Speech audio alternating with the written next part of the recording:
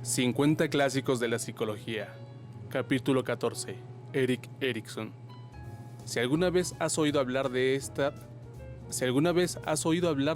pasando una crisis de identidad, tienes que agradecérselo al psicólogo Erik Erikson por haber inventado la expresión. El que Erikson se centrase en la identidad tiene que ver con su propia formación, fruto de una breve relación amorosa entre su madre judía casada, Carla Abrahamsen, y un danés no identificado. Creció en Alemania como Erich Homberger, adoptando el nombre de su padrastro, que era médico. En la escuela se le tomaba el pelo por ser judío, mientras que en la sinagoga se le ridiculizaba por su apariencia de dios nórdico.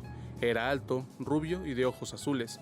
Cuando llegaron 3 semihermanas, esto no hizo más que intensificar su sensación de ser alguien ignorado.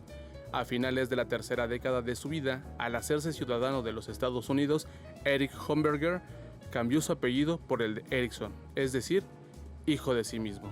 Aunque Erikson prestó una atención especial a la formación de la identidad en la adolescencia, su gran contribución consistió en observar que la pregunta ¿quién soy? Se forma muchas veces en el curso de la vida de una persona normal.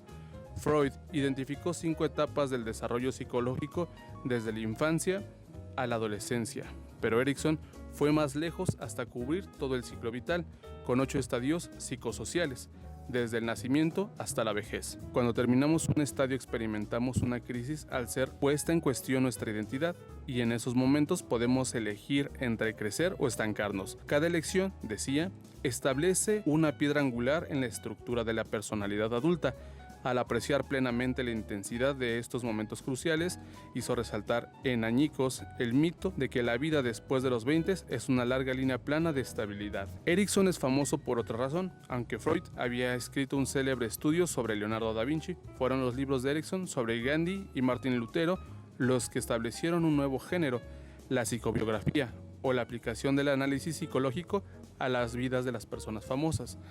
En Lutero halló un ejemplo de crisis de identidad por excelencia, descrito en El joven Lutero, un estudio en psicoanálisis e historia. La historia de Lutero en pocas palabras. La Europa cristiana de la infancia y adolescencia de Lutero estaba preocupada por el juicio final, una revisión final de la propia vida en la que todos los pecados serían puestos en la balanza frente a todas las buenas acciones. La gente vivía con miedo a ir al infierno y rezaban sin descanso por las almas de los que habían muerto. La tortura pública de los criminales era algo habitual, como lo era castigar y azotar a los niños en la escuela.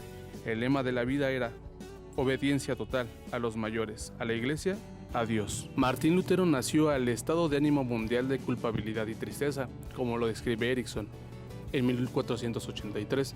Su padre era de origen campesino, pero gracias al trabajo duro se convirtió en un pequeño capitalista que tenía participaciones en la propiedad de una mina. Hans Lutero consiguió ahorrar para la educación de su hijo, con la intención de que se convirtiera en un abogado de alto nivel que sacase a la familia de sus humildes orígenes. Martín Lutero, a su debido tiempo, fue a la escuela de latín y fue un buen estudiante, y a los 17 años entró en la universidad. En 1505 se graduó y se matriculó en una escuela de derecho, pero estando en casa durante las vacaciones de verano, durante una tormenta, fue casi sendero de vida que se le había marcado. Interpretó el suceso como una señal y prometió solemnemente hacerse monje.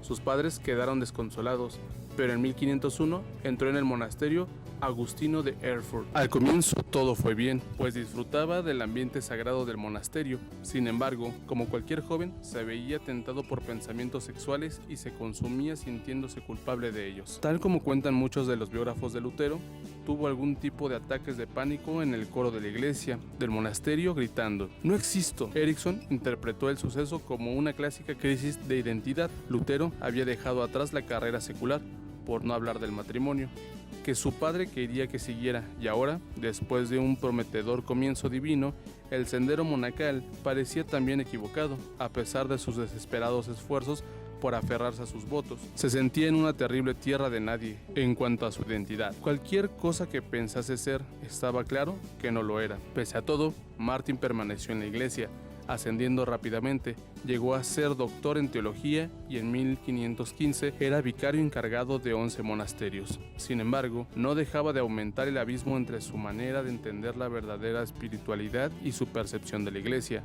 Según la doctrina católica medieval, los pecados exigían algún tipo de castigo en la tierra, que podría aligerarse haciendo buenas obras. Pero incluso esta responsabilidad podía eludirse mediante la compra de indulgencias, trozos de papel vendidos por la iglesia que hacían afluir dinero a sus arcas. Incluso, este asunto era solo la punta del iceberg. Para Lutero, de manera muy radical, había llegado a creer que la autoridad de la Biblia, la palabra, era mucho más importante que la autoridad de una institución. Las cosas llegaron a un punto crítico cuando, en octubre de 1517, clavó un documento, las famosas 95 tesis, en la puerta de la iglesia de Wittenberg, un lugar habitual para fijar avisos públicos, detallando las áreas en las que la iglesia tenía que reformarse.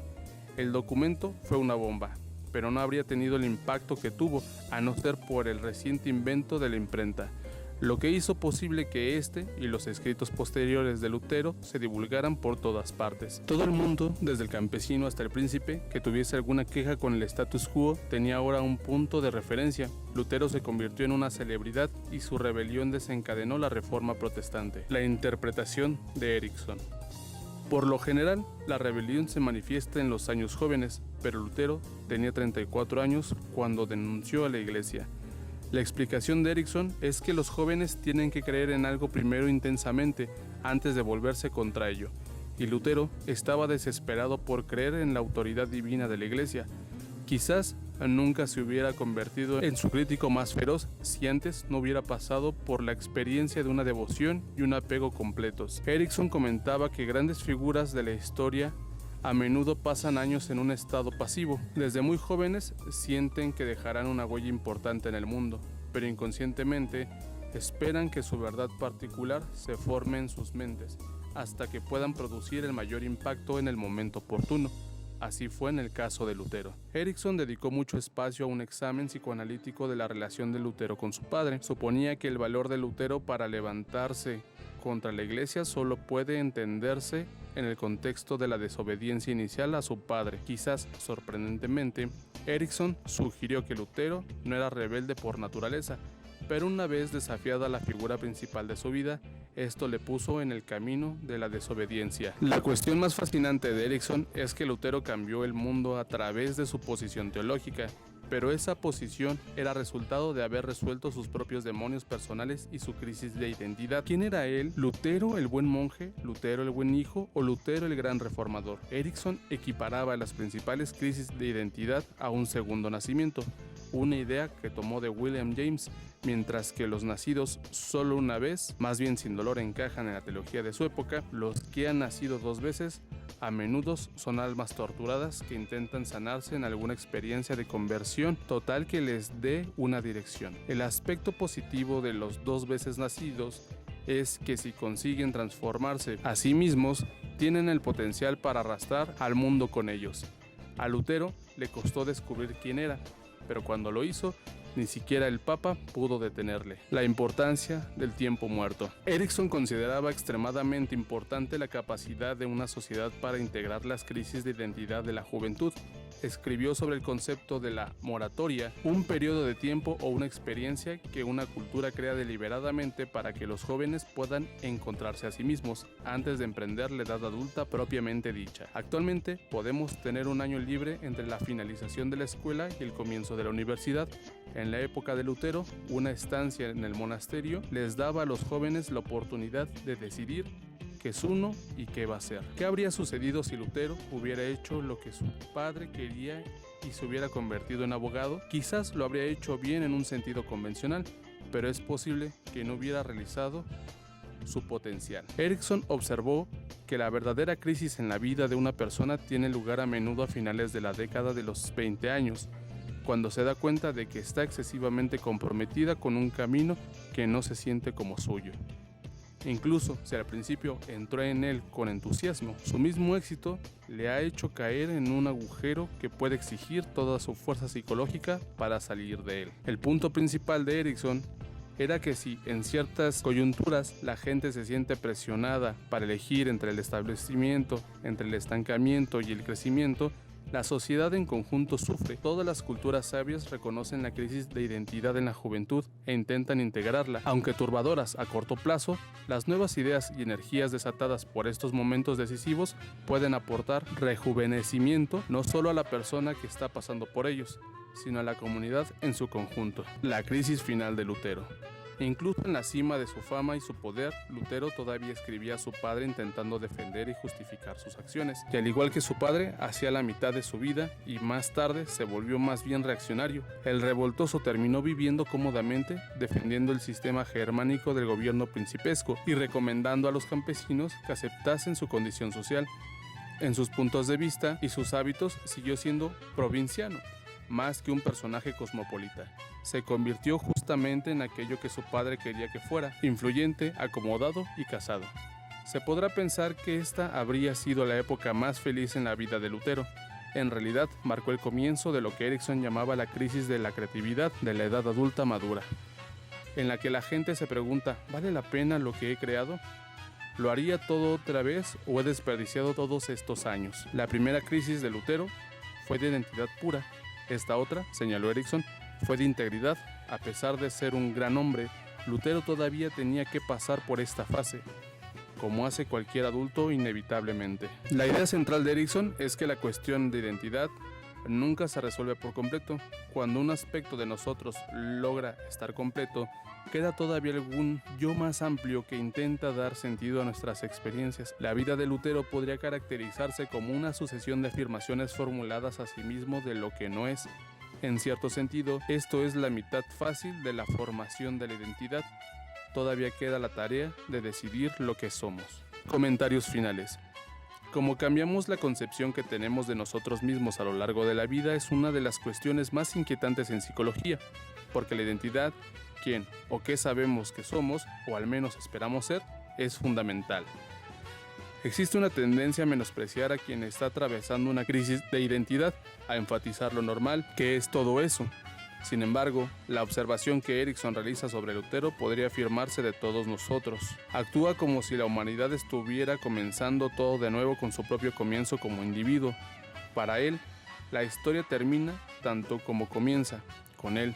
Esto puede sonar como la autoabsorción del adolescente. No obstante, en todas las fases de nuestro desarrollo tenemos que llegar a algún tipo de resolución acerca de dónde estamos en relación con el mundo, a menos que la sociedad haga todo lo posible por ayudar con un exitoso tránsito a través de los principales momentos de cambio de nuestras vidas. El coste será no solo enfermedades mentales, sino también la pérdida de potencial. El peligro obvio de la psicobiografía es que podemos leer demasiado sobre la infancia de una persona y sus efectos en su vida posterior.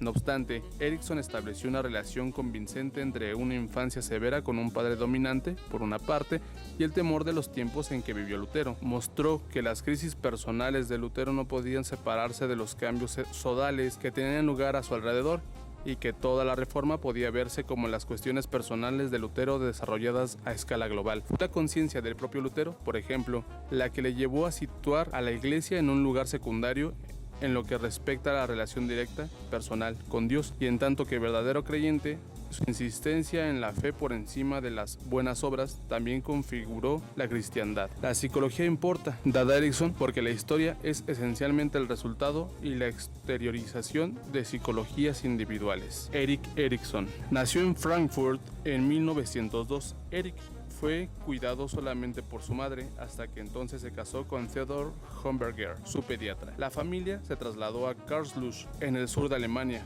donde nacieron las tres hermanas de Erik. Al terminar la escuela viajó por Europa durante un año, antes de matricularse en una escuela de arte. Enseñó arte durante un tiempo en Viena, donde conoció a su mujer, Joan Sierson, que sería su colaboradora durante el resto de su vida. En 1927 comenzó a estudiar psicoanálisis en el Instituto Psicoanalítico de Viena, trabajando bajo la supervisión de Anna Freud y especializándose en psicología infantil.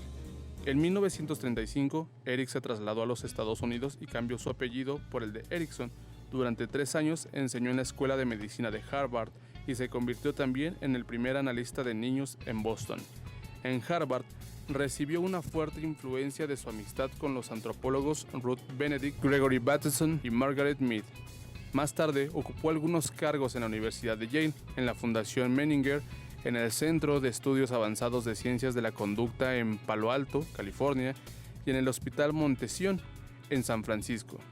Los famosos estudios de Erikson sobre los Lakota y los Yurok, pueblos nativos americanos, los realizó mientras estaba en la Universidad de California en Berkeley, en su consulta privada durante muchos años antes de volver a Harvard. La obra pionera de Erikson fue Infancia y Sociedad, 1950, un estudio muy amplio de individuos y culturas que ganó el Premio Pulitzer y el Premio Nacional del Libro. Otros libros suyos son Identidad y Crisis, 1968, La Verdad de Gandhi, 1970 y El Ciclo de la Vida Completo, 1985. Erikson falleció en 1994. 1947. Dimensiones de la personalidad. La personalidad viene determinada en gran medida por los genes de una persona. Ella es lo que la organización accidental de los genes de sus padres ha producido. Y aunque el entorno puede hacer algo para rectificar el equilibrio, su influencia está notablemente limitada. La personalidad está en el mismo barco que la inteligencia. En ambos casos, la influencia genética es abrumadoramente fuerte y el papel del entorno en la mayoría de los casos se reduce a efectuar ligeros cambios y quizá cierto encubrimiento. En resumen, cualquier personalidad puede ser medida de acuerdo a 2 o 3 dimensiones determinadas biológicamente. Obras relacionadas. Isabel Briggs Myers. Dones diferentes, comprendiendo los tipos de personalidad. Iván Pavlov. Reflejos condicionados. Steven Pinker. La tabla rasa. Y bueno, ahí está. Otro audio-video o audio-audio que les traigo para todos ustedes, como los 28 que tengo actualmente en mi lista de suscriptores. Espero que lo disfruten, que tengan un día bastante chingón, y si la están pasando mal, pues en verdad lo siento y que todo mejore. Nos estamos topando y eso es todo por ahí. Bye.